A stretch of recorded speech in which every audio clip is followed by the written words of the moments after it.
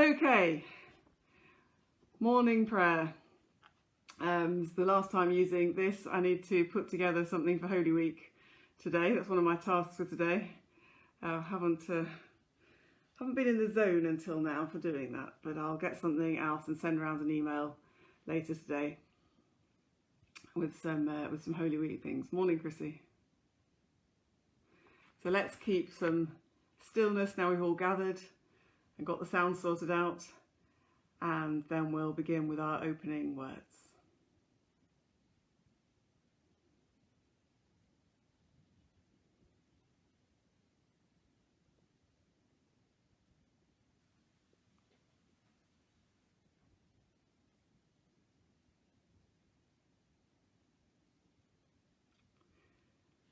God, who lives in the depths of the universe, we worship you.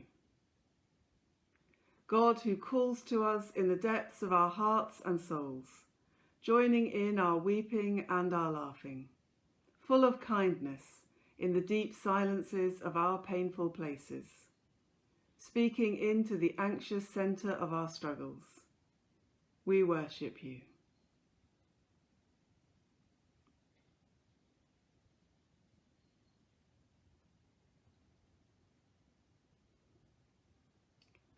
O God, lead us from death to life, from falsehood to truth. Lead us from despair to hope, from fear to trust. Lead us from hate to love, from war to peace. Let peace fill our hearts, our world, our universe. Amen. So we're going to be finishing those kind of 2 weeks that we've had going through the beginning of Exodus, and we're going to finish today with the Passover and Passover part 2 from yesterday and the Exodus. So we're at about halfway through chapter 12. Going to start chapter 12. Book of Exodus, chapter 12, starting at verse 21. And we'll go through, skip some bits off. Jenny, if you haven't got sound, other people have, so it must be on your device. So either you need to turn the sound up or you need to unmute it.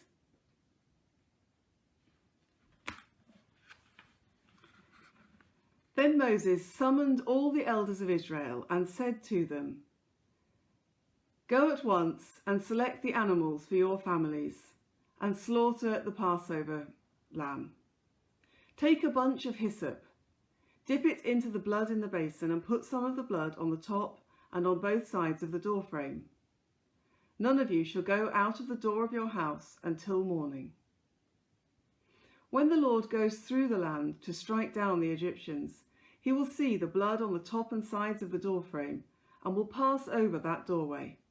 And he will not permit the destroyer to enter your houses and strike you down. Obey these instructions as a lasting ordinance for you and your descendants. When you enter the land that the Lord will give you as he promised, observe this ceremony. And when your children ask you, 'What does this ceremony mean to you?' then tell them, 'It is the Passover sacrifice to the Lord, who passed over the houses of the Israelites in Egypt and spared our homes when he struck down the Egyptians.' The Israelites did just what the Lord commanded Moses and Aaron. At midnight, the Lord struck down all the firstborn in Egypt, from the firstborn of Pharaoh who sat on the throne, to the firstborn of the prisoner who was in the dungeon, and the firstborn of all the livestock as well. Pharaoh and all his officials and all the Egyptians got up during the night, and there was loud wailing in Egypt, for there was not a house without someone dead. During the night, Pharaoh summoned Moses and Aaron and said, 'Up, leave my people, you and the Israelites. Go, worship the Lord as you have requested. Take your flocks and herds as you have said, and go, and also bless me.' The Egyptians urged the people to hurry and leave the country, for otherwise, they said, we will all die. So the people took their dough before the yeast was added and carried it on their shoulders in kneading troughs wrapped in cloths. The Israelites did as Moses instructed and asked the Egyptians for articles of silver and gold and for clothing. Now the length of time the Israelite people lived in Egypt was 430 years. At the end of the 430 years, to the very day, all the Lord's divisions left Egypt. Because the Lord kept vigil that night to bring them out of Egypt, on this night all the Israelites are to keep vigil to honour the Lord for the generations to come.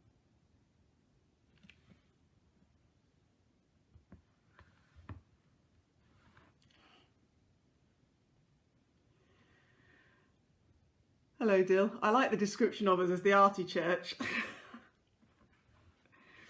We've just been reading, for those of you who've just joined, people have said that we ought to introduce ourselves on live streams. I feel a little bit like a comedian if I say, hello, I'm Miranda Threlfall Holmes.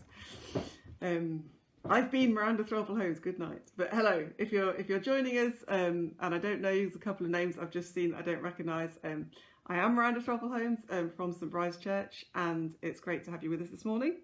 We've just read the passage that tells about the Passover and the Exodus from Exodus chapter 12. And we're going to have a little online discussion about it. So if you've got a Bible, you might want to look it up if you missed me reading it just now.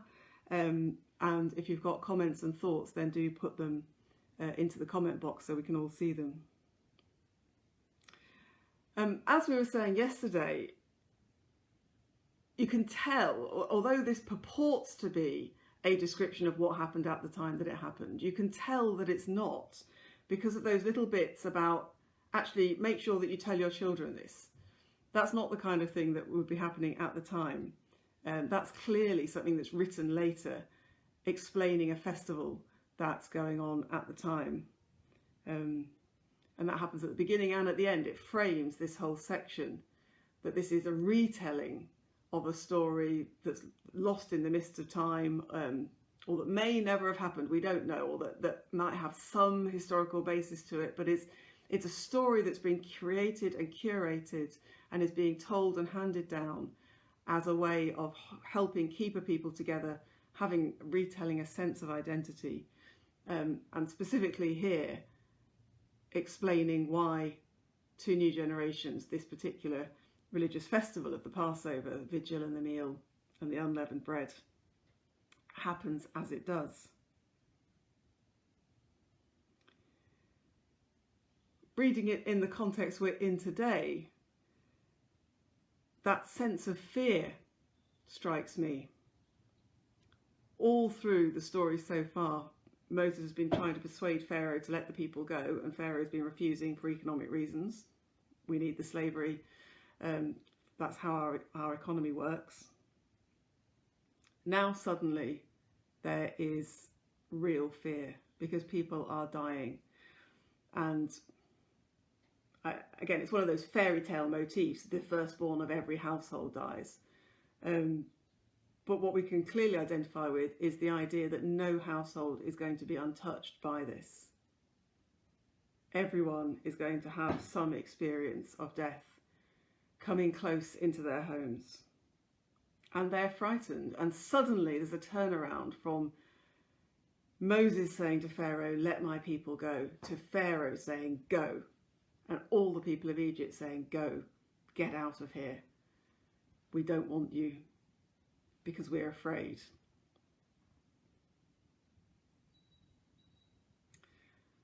I'm wondering whether, as a result of this crisis, we end up challenging the nationalistic rhetoric that's been happening over the last few years all over the world and in England as much as anywhere else. Or whether there'll end up being a backlash and we'll end up with more and more of this attitude of go to anyone who doesn't quite look like us, doesn't quite behave like us. We've seen already a racist backlash against Chinese people.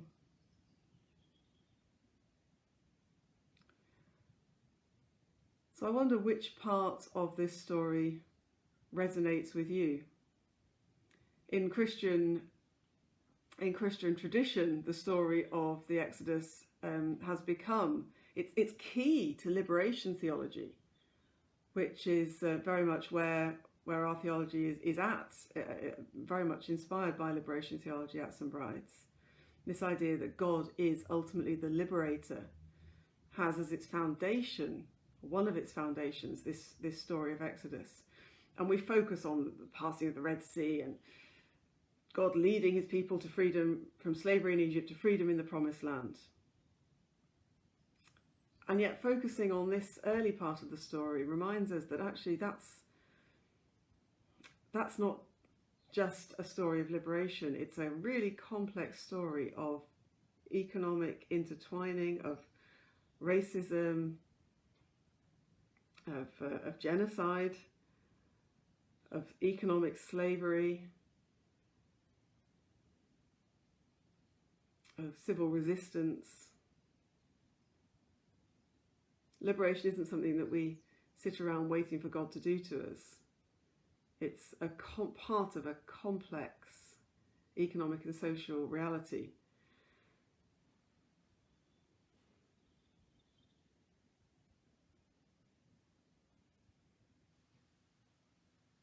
Everyone's very quiet. There are no comments today.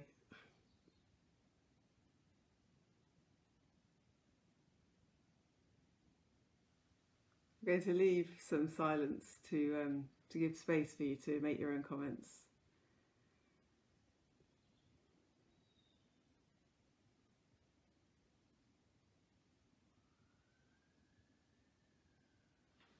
There's a bit that I can't see there.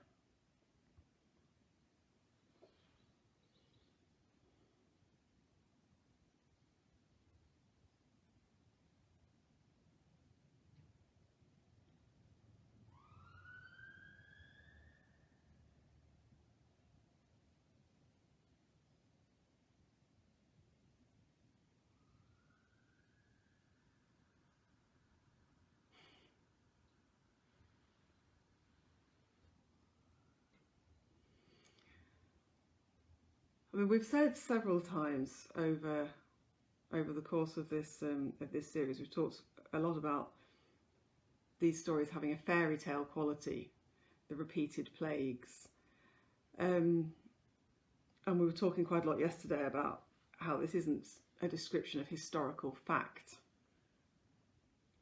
So it's not that God killed all these people. What kind of God would do that? The question is more, why are these stories told and retold in this way?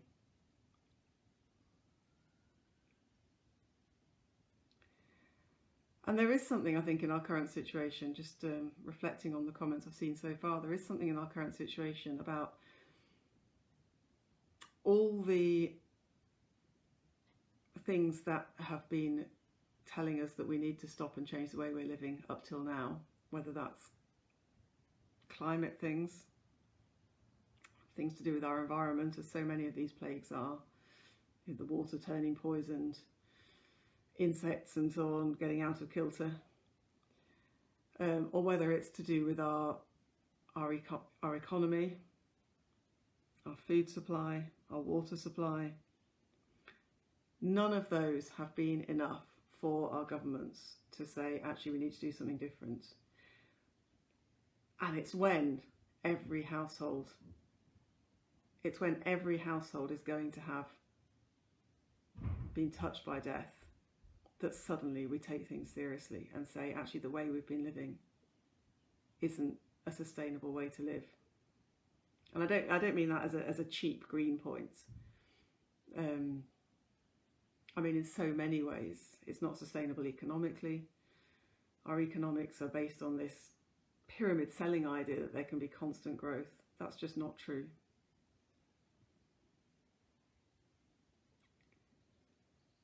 Individually, I was talking to my neighbour the other day, and we were in the garden, across the garden wall, several metres away from each other. And we were both saying that, you spend a lot of your time thinking, stop the world, I want to get off. And actually, in some ways, this gives us a time to think, actually, do I want to get back on in the same way? I don't think I want to go back to working and living the way I was.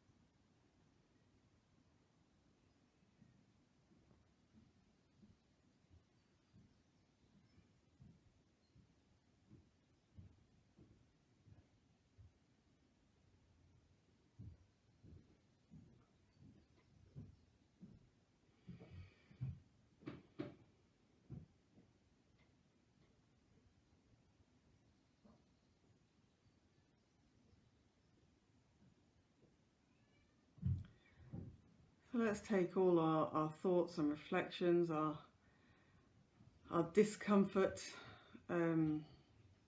with aspects of this story, with the blood and the gore, our sense that this is a time to reflect and rebalance, and our fears of death and of what will come. Let's bring all of that into our time of prayer. So we're going to have a time now. We'll have a time now of quiet, and I invite you to write your prayer requests into the comments, and we'll all join in praying those together.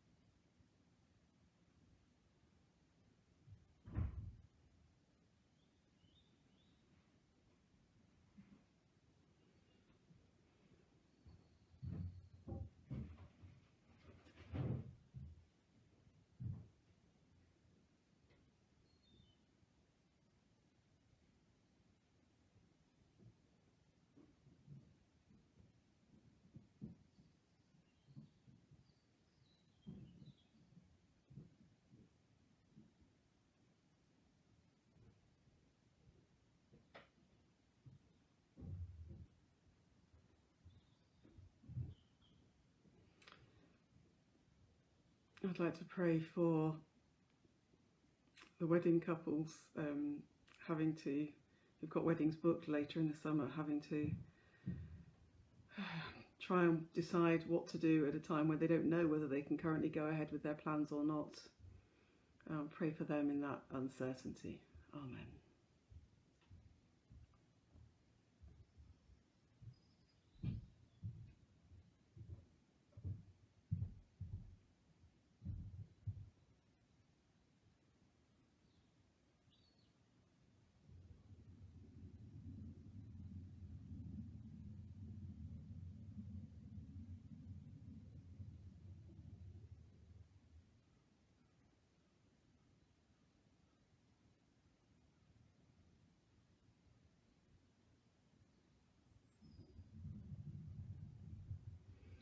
And I pray for the Red Cross, who would normally be meeting in St Bride's on a Friday, trying as best they can to carry out their work of healing and help for the most vulnerable remotely.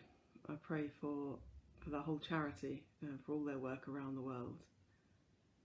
And I pray too for all those in refugee camps, the ones that we know most about in Europe, in Greece, that we see on the news, but also those who've been living in refugee camps for decades in some places,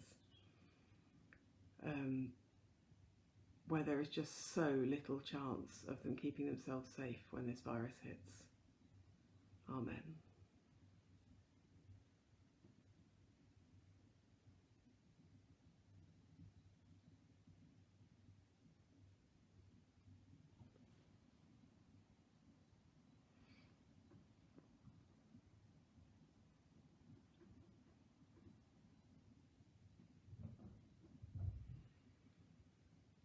So let's bring together all our thoughts and prayers in the words of the Lord's Prayer. I'm going to use the version from Celebrating Women that's in the parish sheet, but use any version that you're most familiar with.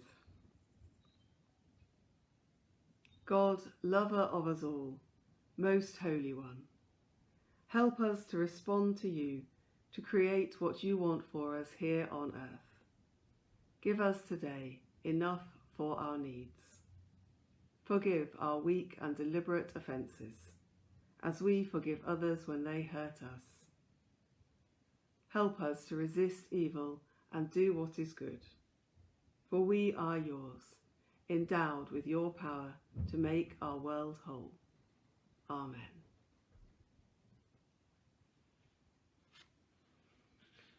I invite you to join me in our closing responses. The response is, let us walk God's way with joy. Jesus invites us to a way of celebration, meeting and feasting with the humble and poor. Let us walk God's way with joy. Jesus beckons us to a way of risk, letting go of security. Let us walk God's way with joy. Jesus challenges us to listen to the voices of those who have nothing to lose. Let us walk God's way with joy. Jesus points us to a way of self-giving, where power and status are overturned. Let us walk God's way with joy. Jesus calls us to follow the way of the cross, where despair is transformed by the promise of new life. Let us walk God's way with joy.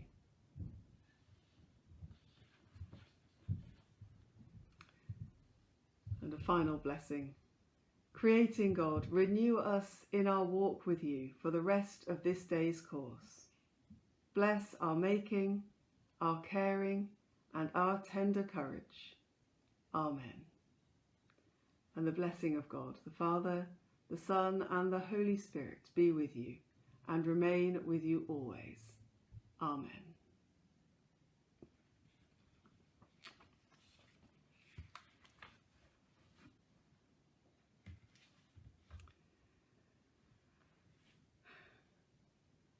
Thank you for joining me for morning prayer.